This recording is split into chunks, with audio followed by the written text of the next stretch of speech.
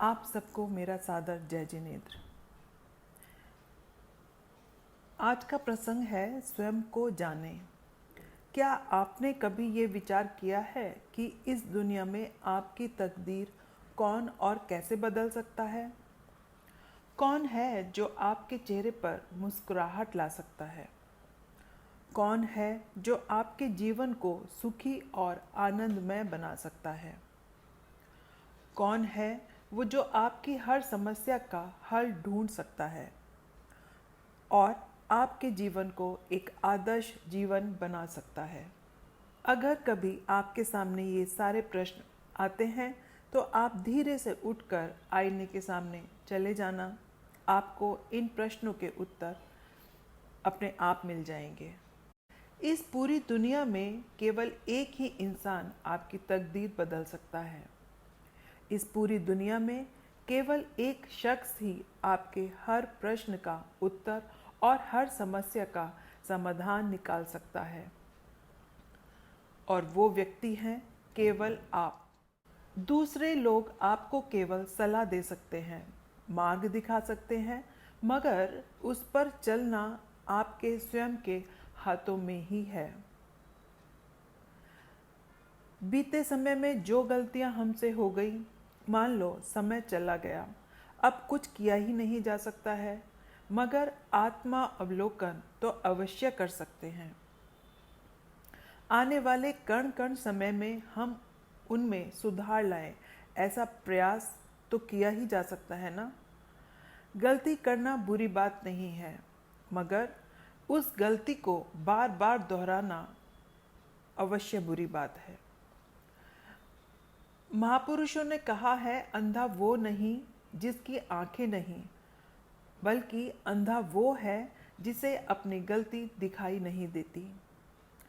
अपनी गलतियों को ना देखना ही अंधापन है, और यह अंधापन ही हमारे प्रगति पथ को रोकता है, उसमें बाधा डालता है। जीवन में हर पल नई ऊंचाइयों को छूने के लिए बहुत ज़रूरी हो जाता है कि कुछ पल हम अपने साथ स्वयं के साथ बिताएं, कुछ पल अपने स्व निरीक्षण में लगाएं। यद्यपि पीछे मुड़कर देखने से कोई लाभ तो नहीं, मगर उन पत्थरों को अवश्य याद रखना चाहिए जिनसे हम ठोकर खाकर गिर गए हों। आइए अपने प्रगति पथ पर निरंतर आगे बढ़ते हुए, अपनी गलतियों को न दोहराते हुए, समय के साथ कदम से कदम मिलाते हुए जीवन को नई ऊंचाइयों तक ले जाकर एक आदर्श जीवन जीने का संकल्प लेते हैं। तो आज की कहानी इस प्रकार है। एक व्यक्ति अपनी गलतियों और कम गुणी होने से बहुत परेशान रहा करता था। एक दिन वह किसी साधु से मिलने पहुंचा। उसने साधु से कहा कि मैं शायद बहुत पापी इंसान हूँ, इसी वजह से मैं हमेशा परेशान ही रहता हूँ, मुझसे हमेशा गलतियाँ ही होती रहती हैं। कृपया मुझे सही मार्ग पर चलने का रास्ता बताइए जिससे सब सही होने लगे। साधु ने उससे कहा, इसके लिए सबसे पहले तुम अपने से भी पापी इंसान या तुच्छ या किसी काम न आने वाली वस्तु अगर तुम्हें मिले तो उसे मेरे पास लेकर आओ। वह व्यक्ति साधु की बात सुनकर अपने से भी पापी और तुच्छ को खोजना शुरू कर देता है। उस व्यक्ति को सबसे पहले एक कुत्ता मिला। उसने कुत्ते को साथ लेकर जाना चाहा, लेकिन उसमें वफादारी का गुण था, इसलिए वह आगे चल दिया। इसके बाद उसे जंगल में कांटेदार झाड़ी मिली।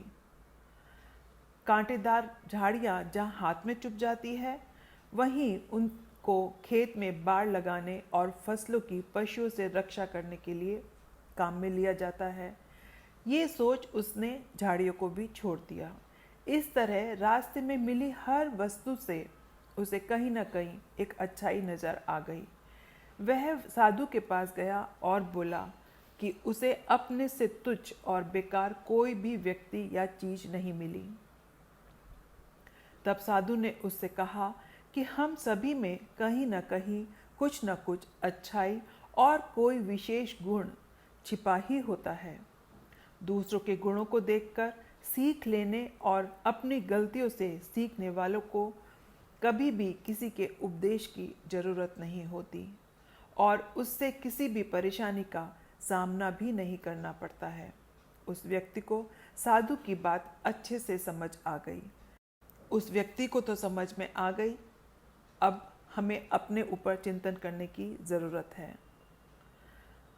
तो कहानी से सीख यही मिली कि दूसरों के गुणों को देखें और अपनी गलतियों से सीखें। सदैव प्रसन्न रहिए, जो प्राप्त है वो पर्याप्त है।